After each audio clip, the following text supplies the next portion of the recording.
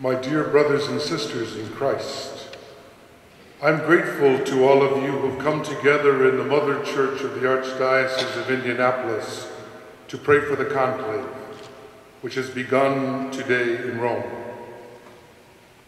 The Assembly of the College of Cardinals has the solemn and sacred duty of electing the next Pope, whom we will reverence as the successor of Peter and the vicar of Christ on earth. I've asked that Masses be celebrated for this intention in all the parishes of the Archdiocese. You're certainly aware of the great interest in this election.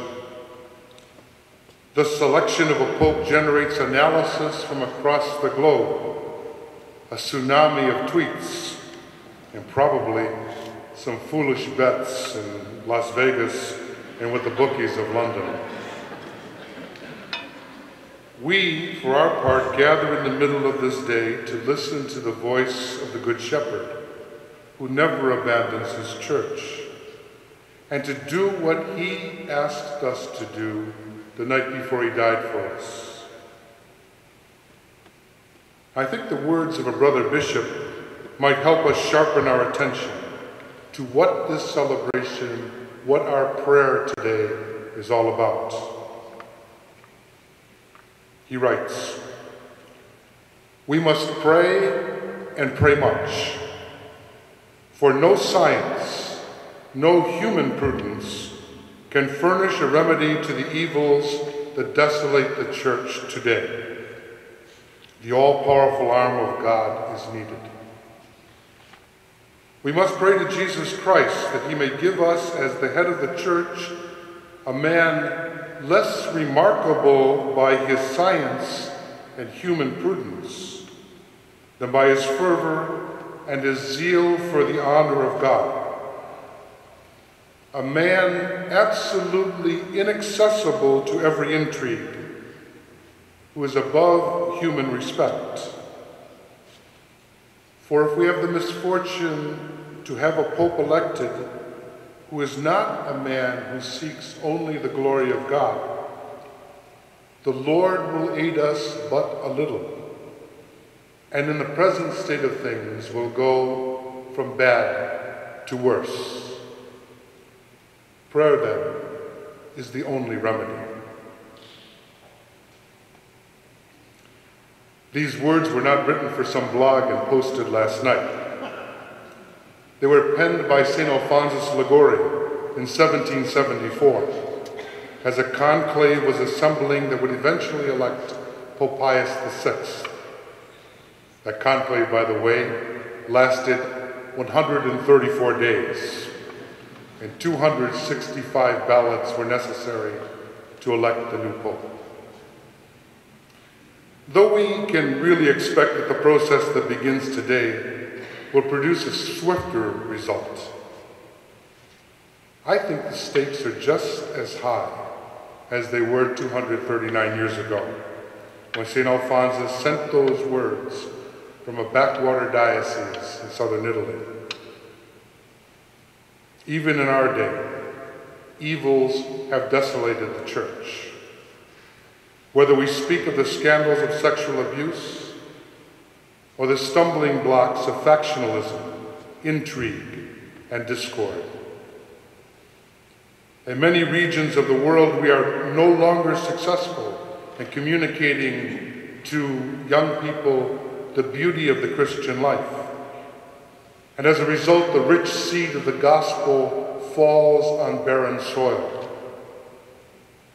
The good news appears as a movie that everyone has seen, and few are moved to request a rerun. In the face of these challenges, some of our leaders are content to see the vast tent of the church redimensioned and reduced to accommodate only a few, the few that are really chosen, a church that is isolated and elite. There is the temptation to huddle together like frightened children, with the curtains drawn and the room darkened, waiting for the storm that is raging to finally pass us by. I think we can agree that the stakes are high and the challenges are tragically real. But aren't the words of Alphonsus simplistic escapism that we should pray and pray much? Shouldn't we do something? Organize, lobby, sign petitions, demand a vote, make our voices heard. This celebration and similar gatherings throughout the Archdiocese are opportunities for us to make our voices heard, not as political parties or focus groups, but as a chosen race, a royal priesthood, a nation set apart, a people that God has called out of darkness into his wonderful light. We are praying with brothers and sisters across the world, and because of the communion of saints, our prayer extends across the vast river of time that flows into eternity. My brothers and sisters, prayer reminds us, especially today, that we are but one family in one holy Catholic and Apostolic Church. However, Alphonsus was right in looking to God as the ultimate solution to the problems that beset the Church and blunt her witness. Only God can help us. But the gospel today reminds us of absolutely wonderful news, that Jesus Christ is praying with us and praying for us. We just listened to a portion of the 17th chapter of the Gospel of John, the climax of the last discourse of Jesus. Since the 16th century, this chapter has been called the high priestly prayer of Jesus. Jesus no longer speaks directly to his disciples, but rather, as their intercessor, he directs himself to the Father. His prayer is one of petition for those who are gathered at table with him, and petition for his future disciples, that is, for us. Jesus is praying for us. Although still in the world, Jesus looks on his earthly ministry as something of the past. And up until this time, Jesus has said to his disciples that they could follow him. Now, he wishes them to be with him in union with the Father. The most important thing that we remember today is that Jesus prays with us and for us. We recall his promise never to leave us orphaned, that he would send the gift of the Spirit, our advocate, who will guide you to all truth, who will speak what he hears, and will declare to you the things that are coming.